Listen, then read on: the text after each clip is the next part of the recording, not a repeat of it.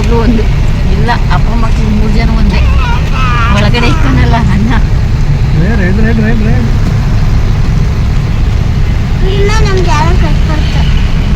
ನಾನು ಮಾತ್ರ ಬೇರೆ, ನಾಳೆ ಕುಂಕುಮ ಇಲ್ಲ ಏನಿಲ್ಲ.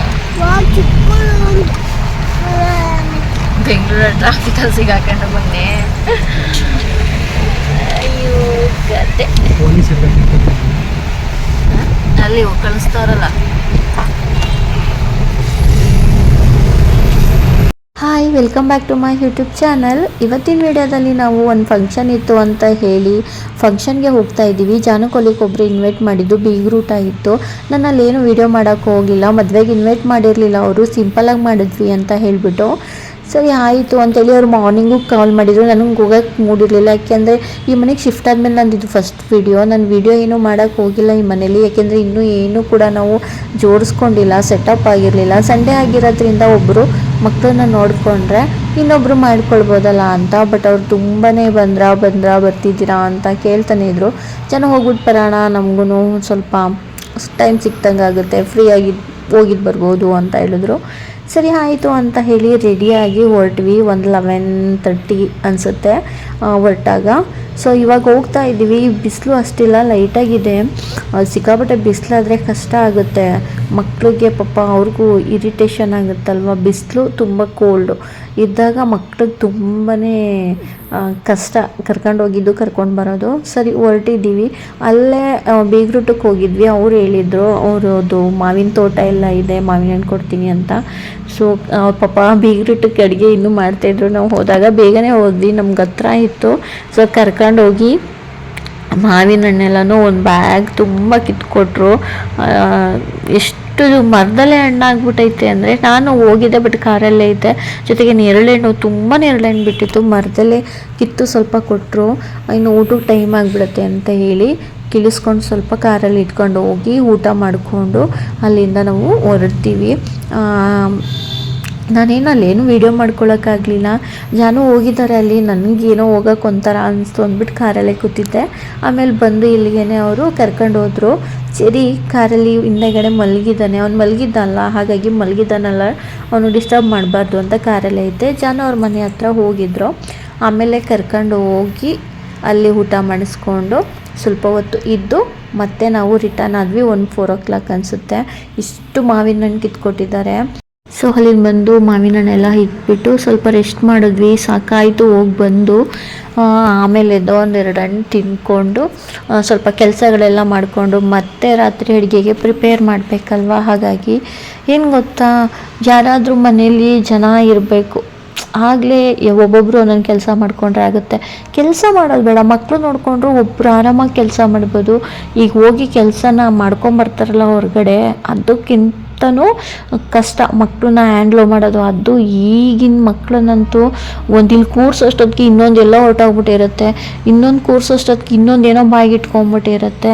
ಸಿಕ್ಕಾಬಟ್ಟೆ ಇನ್ನು ತಲೆ ಕೆಟ್ಟೋಗ್ಬಿಡುತ್ತೆ, ಆ ಥರ ಮಾಡಿಬಿಡ್ತಾರೆ. ನಮ್ಮೊಬ್ಳು ಇವಾಗ ಹಾಗೇ ಮಾಡ್ತಿರೋದು. ಸ್ವಲ್ಪ ಏನಾದರೂ ಬಿದ್ದಿದೆಯಾ ಅವನಿಗಿಂತ ನಾನೇ ಜಾಸ್ತಿ ಸ್ಕ್ಯಾನ್ ಮಾಡಬೇಕು, ಆ ಥರ ಮೂಲೆಯಲ್ಲಿ ಹುಡಿಕೊಂಡು ಬಾಯಿಗೆ ಇಟ್ಕೊಳ್ತಾನೆ ಅವನು. ಅಯ್ಯಪ್ಪ, ಹಂಗಾಗಿ ನಮಗೆ ಮನೆ ಇನ್ನೂ ಸೆಟಪ್ ಮಾಡ್ಕೊಳಕ್ಕಾಗ್ತಾ ಇಲ್ಲ. ಏನಾದರೂ ಒಂದು ಬೇಕು ಅಂದರೂ ಆರ್ಡ್ರ್ ಮಾಡ್ಕೊಳಕ್ಕಾಗ್ತಿಲ್ಲ. ತುಂಬಾ ಕಷ್ಟ ಆಗಿಬಿಟ್ಟೈತೆ. ಬಟ್ ಪರವಾಗಿಲ್ಲ, ಅದನ್ನು ನಾಳೆಗೂ ಸೆಟಪ್ ಮಾಡ್ಕೋಬೋದು, ಅದೇನು ಅರ್ಜೆಂಟಲ್ಲ. ಮನೆಗೆ ಬಂದು ನಮ್ಗೆ ಎಷ್ಟು ಬೇಕು ಅಷ್ಟು ಮಾಡ್ಕೊಂಡಿದ್ದೀವಿ. ಮೊದಲು ಅವರು ಅಕಸ್ಮಾತ್ ಬಿದ್ದರೆ ಏಟ್ ಮಾಡಿಕೊಂಡ್ರೆ ಏನು ಮಾಡೋದು, ಅವಾಗ ಇನ್ನೂ ಕಷ್ಟ ಅಲ್ವಾ. ಹಂಗಾಗಿ ನಾನು ಜಾಸ್ತಿ ಅವ್ರಿಗೆ ಪ್ರಿಫರೆನ್ಸ್ ಕೊಡ್ತೀನಿ. ಯಾರೋ ಬಂದು ಮಾಡ್ತಾರೆ, ಮಾಡಬೇಕು ಅಂದ್ಕೊಳ್ಳೋದು ನಮ್ಮ ದಡ್ತನ, ಅದು ಅವ್ರಿಗೆ ಬರಬೇಕು. ಅಥವಾ ನಾವು ಅಪೇಕ್ಷೆ ಪಡಬಾರ್ದು ಅವರಿಂದ ಏನೋ ಆಗಬೇಕು ಅನ್ನೋದು. ಅದು ನಾವು ಮಾಡೋ ದೊಡ್ಡ ತಪ್ಪು. ಆಗಲೇ ತುಂಬ ನೋವಾಗೋದು.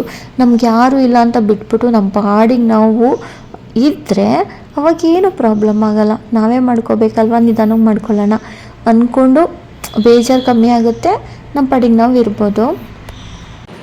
ತಿಂತೀರಾ ಮ್ಯಾಂಗೋ? ತಿಂತೀರಾ ಪಾಪು? ತಿಂದಿಯಮ್ಮ? ಬನ್ನಿ ಮೊದಲು ಪ್ಯಾಂಪರ್ ಬಿಚ್ಚಾಕಣ.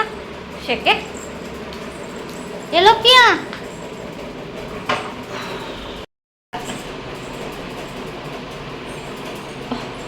11:30 ಹೋದವರು 4 ಗಂಟೆಗೆ ಬಂದಿದ್ದೀವಿ. ಬೇಗ ಊಟ ಮಾಡ್ಕೊಂಡು. ಹಾಗೆ ಏನು ವೀಡಿಯೋ ಮಾಡೋಕ್ಕಾಗಲಿಲ್ಲ, ಹೋಗಲಿಲ್ಲ. ಇಲ್ಲಿ ಚೆನ್ನಾಗಿ ಹಣ್ಣು ಆಯಿತಾ, ಇಲ್ಲೇ ತಿನ್ನೋಣ. ಕೆಮಿಕಲ್ ಇಲ್ಲ, ಸಿಪ್ಪೆ ಎಲ್ಲ ತಿನ್ಬೋದು ಇವಾಗ. ಮರದಲ್ಲೇ ಹಣ್ಣಾಗಿರೋದಲ್ವ. ಎಷ್ಟಿದೆ? Thank you so much. Next ಸ್ಕೂಲ್ಗೆ ಅಡ್ಮಿಷನ್ ಮಾಡಿಸ್ಬೇಕು ಚೆರಿನ. ನಾವು ಈ ಮನೆ ಹುಡುಕ್ಬೇಕಾದ್ರೆ ಫಸ್ಟ್ ಈ ಮನೆ ನೋಡಿದ ತಕ್ಷಣ ನಾವು ಮಾಡಿದ್ದು ಸ್ಕೂಲು ನಿಯರ್ ಇದೆಯಾ ಅಂತ. ಚಿಕ್ಕ ಮಕ್ಕಳು ಸ್ಕೂಲು ಹೇಗಿರ್ಬೇಕಂತ ಹೇಳಿದ್ರೆ ಯಾವಾಗ್ಲೂ ಅವು ಅಡ್ಜಸ್ಟ್ ಆಗಿರಲ್ಲ. ನಾವು ಇಮಿಡಿಯೇಟಾಗಿ ಹೋದ ತಕ್ಷಣ ನಿಯರ್ ಇರಬೇಕು, ಕರ್ಕೊಂಡು ಬರೋದಕ್ಕೆ ಆ ಥರ ಇರಬೇಕು ಅನ್ನೋದು ನನ್ನ ತಲೆಯಲ್ಲಿತ್ತು.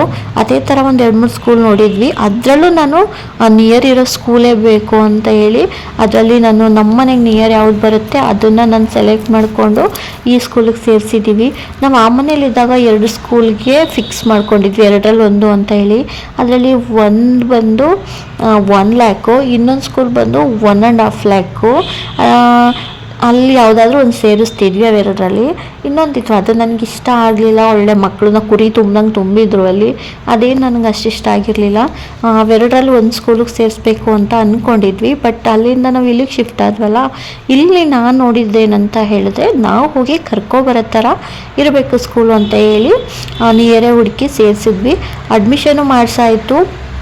ಅವರು ಕಿಟ್ಟು ಕೂಡ ಕೊಟ್ಟರು. ನೋಡಿ ಎಷ್ಟು ಬುಕ್ ಕೊಟ್ಟಿದ್ದಾರೆ ಅಂದರೆ ಇದನ್ನೆಲ್ಲ ಯಾವಾಗ ಓದ್ತಾನೆ ಇವನು ಅನ್ನೋದೇ ನನಗೆ ತಲೆ ಕೆಟ್ಟೋಗ್ಬಿಡ್ತು. ಮಕ್ಕಳಿಗೆ ಪೆನ್ಸಿಲ್ ಹಿಡ್ಕೊಳ್ಳೋಕೆ ಬರಲ್ಲ, ಪೆನ್ ಹಿಡಿಯೋಕ್ಕೆ ಬರಲ್ಲ, ಗೀಚುತ್ತಾರೆ ಅಷ್ಟೇ.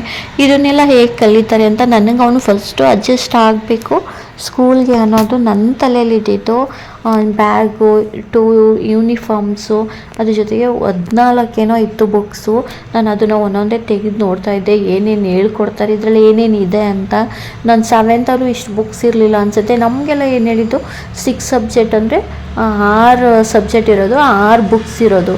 ಅದಕ್ಕೆ ಬೇಕಾದಂಗೆ ಒಂದೊಂದು ನೋಟ್ಬುಕ್ಕು ಟೀಚರು ಪಾಠ ಮಾಡ್ಬೇಕಾದ್ರೆ ಆ ನೋಟ್ಬುಕ್ ಕಲಿಸೋರು ಪಡ್ಕೊತಿದ್ವಿ. ಇವ್ರಿಗೆ 14 ಬುಕ್ಸ್ ಐತೆ. ಪಾಪ ಅವ್ನು ಏನು ಗೊತ್ತಾಗುತ್ತೆ ಅಂದ್ಕೊಂಡೆ ನಾನು. ವೀಕ್ಲಿ 5 ಡೇಸ್ ಅಷ್ಟೇ ಸ್ಕೂಲ್ ಇರುತ್ತೆ, ಸ್ಯಾಟರ್ಡೆ ಸಂಡೇ ರಜಾ. ಇದು ಶೂ ಕೂಡ ಬ್ಲೂ ಕಲರ್ ಹೇಳಿದ್ರು, ಅದನ್ನು ಕೂಡ ತೊಗೊಂಬಂದಿದ್ದೀವಿ. ಇಷ್ಟೇ ಅಡ್ಮಿಷನ್ ಎಲ್ಲ ಮಾಡಿಸಾಯ್ತು, ಕಿಟ್ಟು ಕೊಟ್ಟರು. ಮತ್ತು ಈ ಬುಕ್ಸ್ ಎಲ್ಲ ತೊಗೊಂಡೋಗಿ ಅವ್ರಿಗೆ ಕೊಡಬೇಕು. ಇವರು ಕಿಟ್ ಮಾತ್ರ ಹಿಂದೆಗಡೆ ಇದೆಯಲ್ಲ ಬಾಕ್ಸು, ಅದೆಲ್ಲ ಆಟ ಆಡೋಕ್ಕೆ ನೀವೇ ಇಟ್ಕೊಳ್ಳಿ ಅಂತ ಕೊಟ್ಟರು. ಸೊ ಅಡ್ಮಿಷನ್ ಎಲ್ಲ ಆಗಿ ಸ್ಕೂಲ್ಗೆ ಚೆರಿ ಹೋಗ್ತಾ ಇದ್ದಾನೆ ಇಷ್ಟಪಟ್ಟು. ಅದೇ ಖುಷಿ ನನಗೆ. ಇಷ್ಟೇ ಈ ವಿಡಿಯೋ. ಇವತ್ತಿನ ವಿಡಿಯೋ ಇಷ್ಟ ಆಗಿದೆ ಅಂತ ಅಂದ್ಕೊಳ್ತೀನಿ. ಇಷ್ಟ ಆಗಿದರೆ ಪ್ಲೀಸ್ ಲೈಕ್ ಮಾಡಿ, ಶೇರ್ ಮಾಡಿ, ಕಮೆಂಟ್ ಮಾಡಿ, ಜೊತೆಗೆ ಸಬ್ಸ್ಕ್ರೈಬ್ ಮಾಡಿಕೊಂಡು ನನ್ನ ಚಾನಲ್ನ ನೋಡಿ ಸಪೋರ್ಟ್ ಮಾಡಿ. ಮತ್ತೆ ನೆಕ್ಸ್ಟ್ ಬ್ಲಾಗಲ್ಲಿ ಸಿಗ್ತೀನಿ. ಬಾಯ್.